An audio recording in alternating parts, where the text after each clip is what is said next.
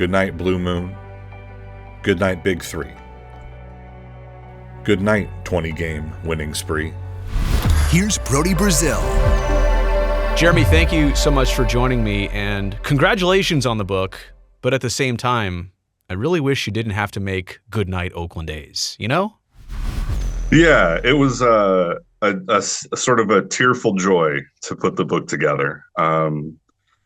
It's definitely obviously sad for all A's fans, but I've found some really amazing connections that people have been able to make reading this book. And you once worked at the Coliseum. How were you introduced to A's baseball, and what was your experience like with the A's before now this book? My first A's game, I was 2. Somewhere around here, I have the tickets. Wow. It was an A's Tigers game in 1990, and my mom brought me, and that was the beginning of a lifelong love with A's baseball. I did get to work at the Coliseum. I spent 6 years with the Oakland A's working in DiamondVision, which was, at least until the end of this season, called A's Productions. Who knows what it may be called in the future, that department. But I got a job with the A's interning out of college. And so just talk about a dream first real job. Yeah, absolutely. Everybody had their own personal feelings and directions over the last several months and years as they saw the potential of this team going somewhere else. And there were some interesting approaches, right? Like what people did to maybe get their feelings out, their frustrations out. You decided to go in a most unique route by basically writing a children's book about this. How did you even get the idea for where to start on something like that? Well, the idea actually came from my mom, who I have that sort of longest days connection with. We were talking kind of in passing, and she was talking about Goodnight Moon and thinking like that there should be some version of it for this. And I wrote this within an hour of that conversation. Wow. I had a first draft of this done. I don't know what it was about that, but I just found that notion really inspiring, and just sort of put my head down and got a draft out within, like I said, about an hour, and then went to, it initially was a video that we put out. I posted it in one place after I had it made in like mid-August on the A's subreddit, and some folks picked it up, and then by the morning, Last Ibar had reposted it, had like 100,000 views, and all of a sudden the race was on to try to get a book version of this out in 6 weeks before the season ended. Yeah. And managed to do that. Had to buy a lot of photo rights. There was a lot of calls to, photographers from both professional and amateur, with just, great photos in the National Baseball Hall of Fame. Some photos from their collections are in the book as well. So it was just such a whirlwind putting this all together. My first attempt even making a book like this, and, labor of love. The rhyming, the themes of your words, it just captured everything so well. You said you did it quickly. Isn't it amazing that you fit in all the eras, you fit in all the things that made the A's the A's? You know what I mean? You got all the intricate details in there. Isn't that amazing that you did it quick and felt like it was pretty comprehensive? It really was, in some ways, something I've been kind of training a long time for in my life. When I worked for the A's, those quick turnaround times were really commonplace. Working in and around sports television, I don't have to tell you, short deadlines are very commonplace. Yeah. And so, I was actually really fortunate to have that sort of Rolodex of A's history in my brain. I remember when I worked there, I was a big part of kind of initially digitizing our video library. It was all just on tapes down in the basement of the A's executive offices. So, there was a video piece that I put out, I helped co-create in 2013 called This is Oakland. With Roy Steele. With Roy Steele. Yeah, it was such a get to get Roy to he was just in as a fan one day. Yeah. We asked him to come in and recorded the VO for that in about 2 takes. He was obviously very emotional about that project as well. Unfortunately, it didn't really get its moment, which it was meant to kind of air right at the start of the 2013 ALDS, right before we went live on television. We were going to show that to the building and just kind of let that motion from that translate into like, and we're live. Welcome to Oakland Coliseum. that didn't end up happening. But and that was actually the last project that I really worked on for the A's. After that project got killed, it was tough for me to keep on there, and I kind of sought greener pastures, and ended up thinking that was probably the last project I was going to make around the A's. So to circle back around and find, you know, this project as a way to say goodbye, in a way I'd kind of prepared to say goodbye for a long time. So I think it was easier for me to find the words in the moment.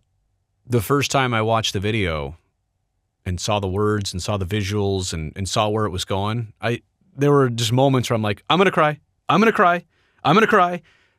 Was it emotional for you to write that? Did it break you down at some point?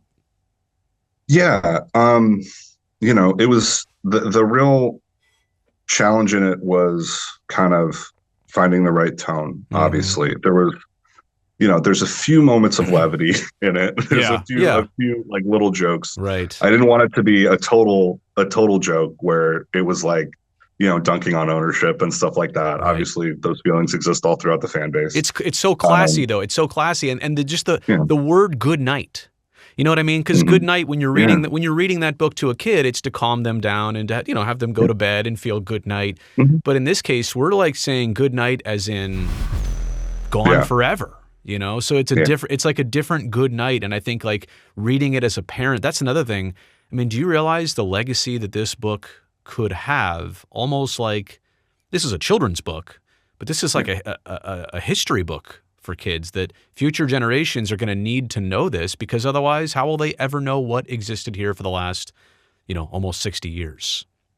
That's the part that gets me emotional for sure. You know, I wrote the book thinking, this is, I feel like I'm the youngest person who's going to enjoy this book. When I made it, I felt like it was for me and for people who are older than me, who had appreciation for the history. And the real kind of, you know, I got feedback from people almost immediately when the video went out, and, you know, had a mailing list and stuff like that. So I knew that there was, you know, a lot of positive sentiment around it.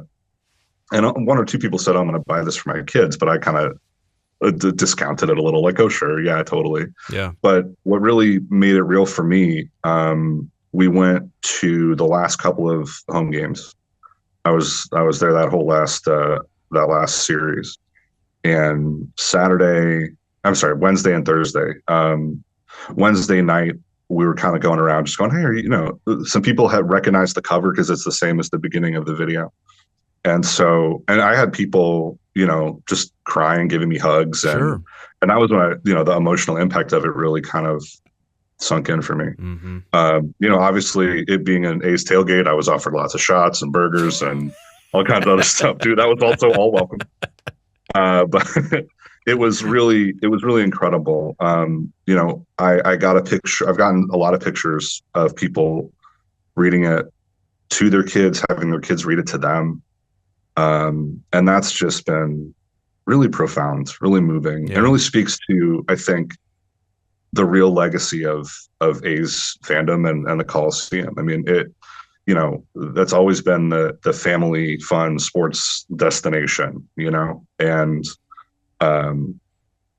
it's just kind of, it's really something. I just had, just yesterday, somebody had me send them an autograph copy to their newborn daughter, whose first time in the Coliseum was the last home game. Wow. And yeah, just to kind of take in that sort of impact that it's had with people has been, I mean, really humbling. You know, I knew that I said what I wanted to say when I wrote it, but I'm just really, and I had a feeling that it was probably one of the better things I've ever made. So I felt pretty confident about that too. If it's the last A's thing you ever did, you saved the best for last, I think, right? Yeah, got to leave it all on the floor, right? Yeah. You have a quote on your website that says, "To leave the Bay Area is to abandon what makes the A's the A's." So I think it's pretty obvious. I think it's pretty obvious to me that you might be done watching A's baseball. What are you going to do with your baseball fandom, or are you going to do anything right now with it? Where does it stand? You know, I currently live in Philadelphia, so I'm in the original home of the A's now. Right. And you know, I'm working in television as I do. I get to work at Phillies games from time to time. And I mean, it's so interesting because you'll walk around and there's Philadelphia A's history around Citizens Bank Park. There's a statue of Connie Mack. Right. There's, the history of like Philadelphia A's Hall of Famers. Baseball in general kind of leaves a little bit of a rough taste in my mouth with just the way that all this went down. Yeah. And how, to me, it feels very transparent that this was in the cards for a very long time. And so the kind of theater of attempting to stay was a little rough for me to witness. I think it's tough for me to kind of rationalize it. If baseball's on, I'll probably watch it, but it's tough. I mean, that was for me the way into sports. Yeah. And, I still love the game. I was really fortunate in 2022. There was a small independent league called the Pecos League. And they had a team in Santa Rosa for a year called the Santa Rosa Scuba Divers. And I'm from Santa Rosa originally. I was living there at the time. So I actually got to be their PA announcer for a year. Nice. And so I know that it's not the game itself, Yeah. It's this particular form of the way that they do business that I struggle with. So you'll catch me at a Ballers game. You'll see me at, a Lehigh Valley Iron Pigs game.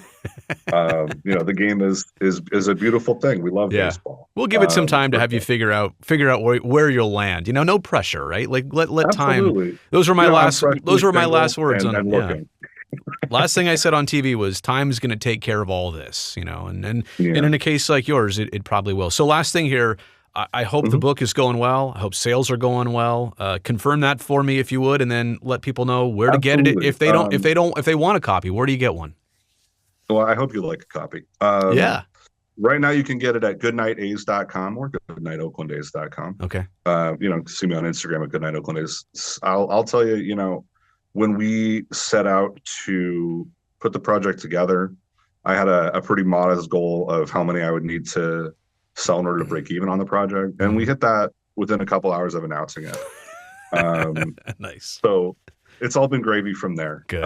It's been a joy just like seeing this get out in the world and, getting it into the hands of people that I have loved and respected throughout my fandom. I got to hand Steve Vucinich a copy personally. I got to, Kara Suboy, who I worked with when she was first hired on with the A's. Got to make sure that she got a copy. She did me a favor and got Dallas Braden a copy, and a few other, staff at the A's got copies as well. And so, it's just been a joy to kind of give this to people, for them to appreciate it and kind of take what they want from it, for people, whether it's, a gift to kind of say, hey, I know that, the loss of this fandom is hard for you, or, something for your kid for them to understand what you found so powerful about your time as a fan. Or even, some people are using them as autograph books, just going around and trying to collect them all with everybody who's in the book. I mean, that's possible with a lot of the folks that are in the book. So, please feel free to go to goodnighta's.com, get yourself a copy. It's a great place to kind of just see a little more about my own history with the team as well. And there's some links to kind of other projects that I'm working on and have done. Thanks again for just taking the time to speak with me today, Brody. I appreciate you. Thank you. Always been a big fan of yours as well. Appreciate that. Thank you for using your talents for something really good, but also really important. Thank you, Jeremy. Thanks. Same to you.